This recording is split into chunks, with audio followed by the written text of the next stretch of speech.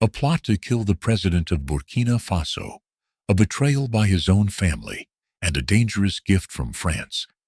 This is the story of how Ibrahim Traoré survived an assassination attempt and exposed the dark forces trying to control Africa. It was a day of excitement in Burkina Faso. President Ibrahim Traoré had just returned from a successful trip to Russia, where he had built new relationships, promising a future of independence for his country. The people of Burkina Faso were proud. They knew that with Ibrahim leading them, their country was no longer going to be controlled by foreign powers. Ibrahim had worked hard to bring dignity and change to the country since he took office. Electricity had reached homes across the land, and the corrupt officials who had stolen from the people were sent to prison. The country was transforming, and the people had begun to believe in the future again. As Ibrahim stepped off the plane, his wife Sita was waiting for him with open arms. She had been his constant support throughout the struggles, and the reunion was a sweet one. But there was someone else standing nearby, Aissatou Sita's younger sister, who had recently returned from France. Ibrahim didn't know her well, but there was something in her eyes that made him uneasy. She had always been a bit distant, and now that she had come back to Burkina Faso, Ibrahim couldn't shake the feeling that something was off. Aissatou had brought a gift for Ibrahim, something from her time in France, a beautifully wrapped perfume. She handed it to him with a smile. "For you, Ibrahim, a special gift from Paris," she said sweetly. Ibrahim took the box, smiling politely, but his instincts kicked in. Perfume, while a kind gesture, could easily hide an ill intent. He had seen enough in his life to know that gifts could sometimes come with hidden motives. He thanked Aissatou and placed the box aside, trying to shake off the growing suspicion in his mind. Little did he know, this gift would set in motion a plot that would change the course of his presidency forever. Later that evening, Ibrahim sat in his study. The perfume still sat on his desk. He couldn't shake the feeling that something wasn't right about the gift. As he looked at the elegant bottle, the soft glow of the evening light reflecting off its surface, he felt an unsettling sense of unease. Aissatou had always been distant, and her sudden return from France felt more like a coincidence than a simple family reunion. The suspicion grew in Ibrahim's mind. As he picked up the perfume, he had seen how Western powers had reacted to his leadership, how they had tried to undermine him at every turn. France, in particular, had always been one of the most outspoken critics of his presidency. He wondered if they were trying to get to him, to destabilize his country in the most subtle way possible. He had no reason to trust anyone who might have ties to foreign interests, especially someone like Aissatou, who had just come back from a country whose leaders would do anything to maintain control over Africa. Ibrahim decided to take a closer look. He poured a small amount of the perfume into a glass. Its fragrance was sweet and strong, but there was something in the air, something off. His instinct told him to examine it further. Ibrahim wasn't a chemist, but he had learned to trust his gut in the world of politics.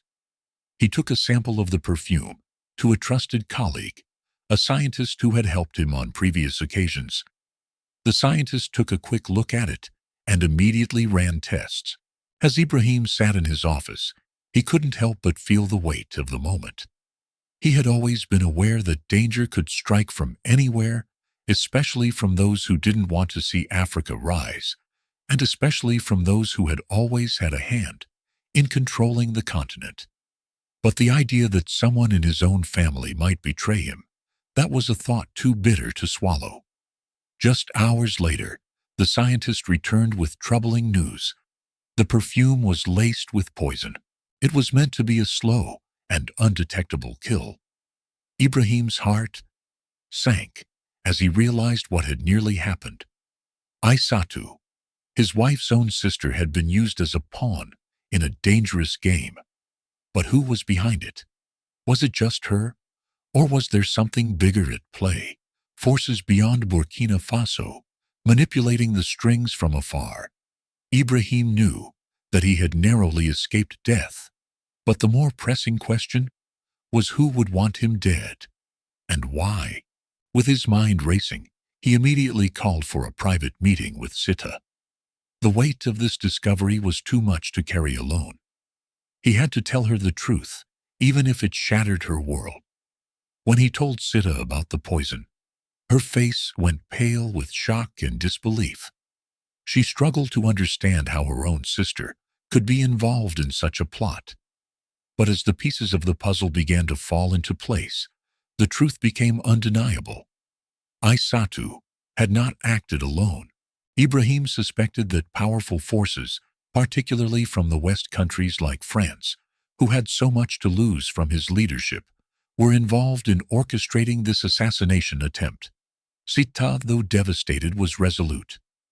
"We need to act quickly," she said, her voice steady. "The people of Burkina Faso need to know the truth. This cannot be swept under the rug." Ibrahim nodded in agreement. The people had to know. It was not just about protecting himself, but about sending a message that Burkina Faso would not be manipulated, and its leaders would not be taken down easily. This assassination attempt was just another attempt to stifle Africa's rise, and Ibrahim was not going to let that happen. The next day, Ibrahim called a meeting with his most trusted advisors. He briefed them on the poisoning plot and instructed them to begin an investigation. But he knew that exposing the full scope of this plot would take time. There were many questions that still needed answers. How deep did the conspiracy run, and who were the masterminds behind it? It seemed clear to him now that the West had their eyes on him, and they were willing to go to extreme lengths to remove him from power. But he was determined not to be silenced. Burkina Faso was his home, and he would protect it at all costs. Ibrahim also knew that he had to confront Aissatu. She had confessed to her role in the plot, but there was still more to uncover. What had she been promised? Had she been coerced or bribed? The answers were unclear, but Ibrahim knew one thing for sure. The truth would come out, and when it did, those who tried to harm him would be exposed for what they truly were. The investigation was just beginning, but Ibrahim Traoré knew he had to stay vigilant. His leadership was being tested in ways he hadn't expected, but he was ready for the challenge. If this was a plot to bring him down, it would only make him stronger. And if those behind it thought they could manipulate him into submission, they would soon learn that Ibrahim Traoré could not be so easily defeated. The people of Burkina Faso had placed their trust in him, and he would not let them down. The next few days felt like a blur for Ibrahim. His mind raced as he thought about the implications of the poisoning plot. It wasn't just about him anymore. It was about the safety of his country and the future of the revolution. He couldn't afford to let fear or doubt take hold. He had to act quickly but carefully. Every decision now was crucial. Ibrahim ordered the immediate arrest of Aissatu. She was brought in for questioning, and the truth poured out. She was visibly shaken, her face pale, and tear-streaked as she confessed. "I didn't want to," she sobbed. "They made me do it. They said they'd ruin everything if I didn't comply." It was clear now that Aissatu had been manipulated, coerced into this act. She was just a pawn in a larger scheme, one with far-reaching consequences. But the question remained, who were they? Who had orchestrated this plot to kill Ibrahim? And why had they gone to such extreme lengths? I was told that if I didn't help, Burkina Faso would fall back into the hands of foreign powers. Aissatu continued, her voice breaking. "They promised me money, power. They said you were dangerous, that if you continued with your plans, Africa would never be free. They wanted you gone." Ibrahim felt a rush of anger, but remained calm. This was no longer just about personal betrayal. It was a battle for the future of Africa. He could see the connections now. The poisoning wasn't just a personal vendetta. It was part of a larger plot to maintain the status quo, to ensure that Burkina Faso, and by extension Africa, remained under the control of Western powers. It was a clear message: if you resist, they will stop at nothing to take you down. As the investigation progressed, the connections grew clearer. Ibrahim's suspicions about France's involvement seemed more plausible with each passing day. But it wasn't just about France. There were whispers of other Western countries working behind the scenes, pulling strings and manipulating people to get what they wanted. The plot was not just about removing one man. It was about maintaining the power that foreign nations had long held over Africa. Ibrahim knew he couldn't let this go unanswered. The people of Burkina Faso had placed their trust in him, and he would not allow that trust to be broken. He immediately called for a national address. It was time for the truth to be revealed, not just about the assassination attempt, but about the bigger picture: Africa's struggle for independence. On the day of the speech, the streets of Ouagadougou were filled with anticipation. Ibrahim's face was grim, but there was a fire in his eyes. He stood before his people, unwavering, ready to tell them the truth. "My people, today, we have faced a great threat." Ibrahim began, his voice strong and clear. "Some tried to take my life, but that is not what matters most. What matters is why they did it. Why? Because they fear our strength. They fear our unity. They fear the power that comes from standing together as one people, one Africa." The crowd listened in silence, the weight of Ibrahim's words sinking in. "For years, foreign powers have tried to control us, to keep us dependent, to keep us weak. But I am here to tell you that those days are over. Burkina Faso will no longer be a pawn. We will stand tall. We will stand proud. And we will never allow anyone, no matter how powerful, to destroy the work we are doing for our people." The speech was met with a roar of applause. The people, already filled with pride under Ibrahim's leadership, were now more determined than ever. They had seen their president face down death and come out stronger. This wasn't just a man. They saw him as a symbol of hope, a man who would never back down in the face of danger. But Ibrahim wasn't done. He knew that revealing the full extent of the conspiracy would be the next step. He spoke again, his tone more serious. "We have learned that the forces behind this attempt on my life are not just here in Burkina Faso. They are far-reaching, controlling, manipulating from the shadows. But we will not be silenced. We will uncover the truth, and we will hold those responsible accountable." With those words, Ibrahim knew that the battle was just beginning. His leadership had been tested, but the greater test was yet to come. The investigation into the conspiracy continued, and soon it became clear that Aissatu had been just one part of a much larger plan. The masterminds were closer than Ibrahim had first realized. France, along with other Western powers, had been working to remove him from power, to maintain their hold over Africa. The enemies who had tried to destroy him were silenced, their plans undone by the courage and determination of one man and the unity of his people. The revolution, as Ibrahim had always said, was alive, and it would continue stronger than ever. The investigation continued for days, with every detail being scrutinized.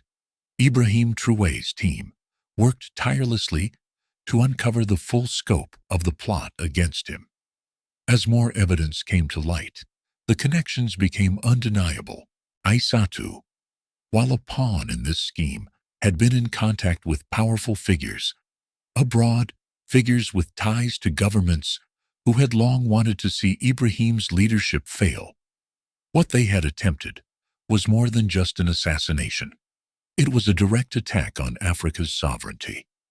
The whispers of foreign involvement grew louder, but Ibrahim's resolve never wavered. He knew that exposing the truth could shake the foundations of African politics, but he also knew that staying silent would mean letting these foreign powers continue to control the narrative. Ibrahim began to realize that this was bigger than just a plot against one man. It was an attack on the revolutions he had sparked the fight for African pride, dignity, and independence. The news about the poisoning plot spread, and the people of Burkina Faso began to understand the full extent of the danger they had faced. They stood behind their president even more resolutely, recognizing that this was not just about Ibrahim's survival, but about protecting the country from the forces that had long tried to control their destiny. The unity among the people grew stronger, and with it, their belief in the revolution. Ibrahim knew that he had to act fast. It was time to speak again to the nation. A few days after the details of the plots had been exposed, he addressed the people of Burkina Faso with unwavering confidence. His face, though weary from the weight of recent events, carried a look of determination. "My fellow citizens," he began, his voice steady and commanding, "we have been tested, and we have shown that we will not be silenced. These foreign powers thought they could stop us, but they underestimated the strength of the African spirit. They tried to kill me, but they only made us stronger." The crowd stood in silence as Ibrahim continued his words, resonating deeply with everyone who had listened to his previous speeches and with all those who believed in the vision of an independent Africa. They thought they could kill the revolution. "But we are the revolution," Ibrahim declared, his eyes fierce. "They thought they could divide us, but we stand united. No force, no power, no country will stop us from claiming our rightful place in the world. We are not their puppets. We are not their colonies. We are free." The people erupted in cheers. Ibrahim Traoré's words had touched something deep within them, a shared vision for a future that was theirs to control. But as the applause died down, Ibrahim's tone shifted. "This is not just about one man. This is about every African nation that has been subjected to exploitation. This is about every leader who has stood up for the dignity of their people, who has fought to break free from the chains of colonialism. We will not rest until every African country can stand on its own, free from foreign domination." The message was clear. Ibrahim Traoré wasn't just fighting for Burkina Faso. He was fighting for Africa. His victory against the assassination attempt was not just personal. It was a victory for the entire continent, a statement that Africa could no longer be controlled, that Africa had the strength to fight back and win. As the weeks passed, the pressure on Burkina Faso continued, but the support from the African continent only grew. African leaders began reaching out to Ibrahim, offering their support and recognizing the strength he had shown. Ibrahim's resolve had inspired other nations, and they began to look at Burkina Faso as a symbol of defiance, a beacon for the future of African independence. But the battle was far from over. The masterminds behind the plot, those who had believed that they could control Burkina Faso and other African nations, were not going to give up easily. Ibrahim knew that there would be more attempts to undermine his leadership. He had no illusions about the difficulty of the fight ahead, yet the success of exposing the plot and standing firm against these external forces gave him a powerful advantage. Burkina Faso had proven to the world that it would not bend. Ibrahim Traoré's leadership was no longer just a symbol of hope. It was a call to action for every African nation to rise and claim their place in the world. Back in Ouagadougou, Ibrahim stood firm. He had become a symbol not only of resistance, but also of leadership that was driven by the people. His actions in the face of such betrayal had earned him the respect of his citizens, and they knew that no matter the pressure from abroad, he would always fight for them. But the fight wasn't over. Ibrahim knew that the West would not simply back down. There would be more attempts to destabilize Burkina Faso, more efforts to undermine his leadership. But this time, Ibrahim was not alone. He had the support of his people, and he had the support of other African nations, who saw in him a leader who was not afraid to challenge the status quo. The winds of change were blowing across the continent, and Ibrahim's leadership was becoming a beacon of hope for all those fighting for independence and dignity. The days that followed were filled with uncertainty, but also with resolve. Ibrahim continued to lead, making sure that his people knew they were not just a part of a country, they were part of a movement. His message was clear: Africa will never be controlled again.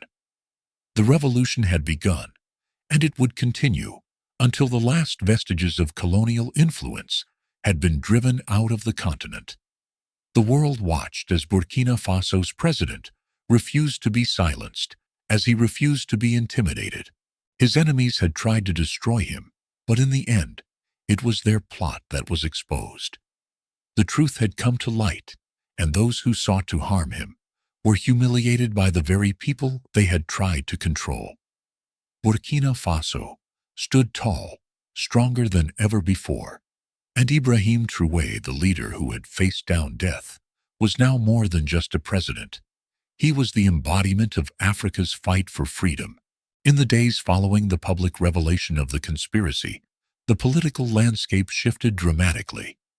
The world had been forced to face the truth that foreign powers had been manipulating African leaders for years, using threats, bribes, and even assassination attempts to maintain their control over the continent.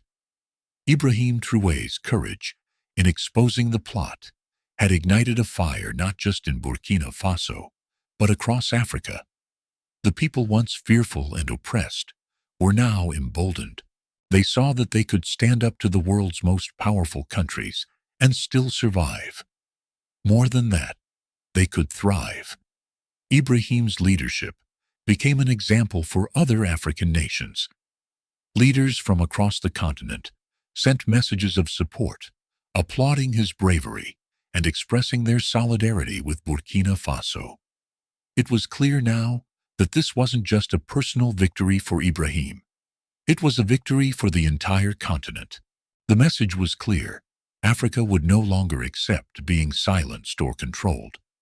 But even as the celebrations echoed through the streets of Ouagadougou, Ibrahim knew that this was just the beginning. The battle wasn't over. France, along with other Western powers, had made it clear that they would not accept this defeat quietly. They had tried to kill him, but Ibrahim knew that their true aim was to break the spirit of his people, to make an example out of him. Now, with the plot exposed, the real fight for Africa's independence was only just starting. Ibrahim convened another meeting with his closest advisors. They knew that Burkina Faso would be under even more pressure in the coming months.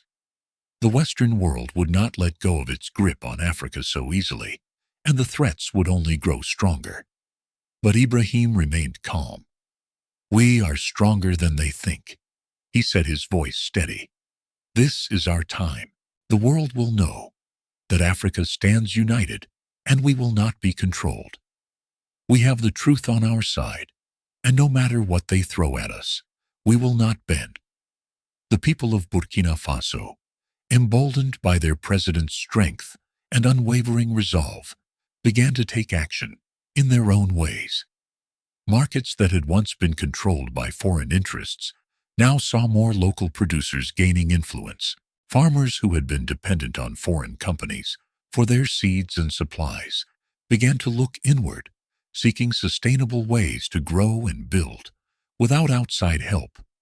The energy sector, once dominated by foreign companies, now saw efforts to invest in local infrastructure, using homegrown solutions to solve the energy crisis. Across the continent, other leaders watched closely. Some were already making changes in their own countries, inspired by Ibrahim's leadership. Others, still hesitant, began to consider what it might mean to take more control over their own resources, to challenge the systems of exploitation that had been in place for so long. Ibrahim Traoré's defiance had sparked a wave of change, one that was slowly but surely sweeping across the continent. In the weeks that followed, investigations into the plot continued. More information came to light, confirming that the conspiracy was not just limited to a few individuals, but was part of a much larger effort to maintain the status quo. Several high-ranking officials from Western nations were implicated, and international pressure began to mount on those governments. The world, watching as the truth unfolded, had no choice but to acknowledge the role that foreign powers had played in trying to undermine African sovereignty. But Ibrahim Traoré and the people of Burkina Faso were not satisfied with mere acknowledgement. They wanted justice. They wanted accountability. The people of Burkina Faso had already shown the world that they could no longer be pushed around, that they wouldn't remain silent in the face of manipulation and control. Ibrahim's call for a global reckoning echoed across the continent. "We are not asking for their help anymore," he said in another powerful speech to the people. "We are not asking for their approval. What we are asking for is the right to shape our own future, to stand tall as a continent and a people. They tried to kill me, but in doing so, they awakened something far greater. The spirit of Africa is alive, and it cannot be killed." The revelation of the plot had brought shame to those who had tried to control Burkina Faso. The foreign governments involved had been exposed for their manipulations, their greed, and their disregard for the people they had exploited for so long. As pressure mounted internationally, many of the figures involved in the conspiracy were forced to retreat, their influence waning. Their plans had been undone by the very people they had tried to crush. Back in Ouagadougou, Ibrahim stood in front of his people once more, a man who had faced death and come out victorious. The plot against him had failed, and in the process, it had revealed the lengths to which foreign powers would go to maintain control. But it had also shown that the people of Burkina Faso, and indeed all of Africa, could no longer be silenced. The revolution was alive. The enemies who had tried to harm Ibrahim were not only exposed, they were humiliated. Their plans were defeated by the unity and strength of the African people. Ibrahim Traoré had not just survived an assassination attempt. He had become a symbol of Africa's independence, a symbol of the unwavering spirit that could never be broken. The future was uncertain, but one thing was clear: the struggle for Africa's freedom had only just begun.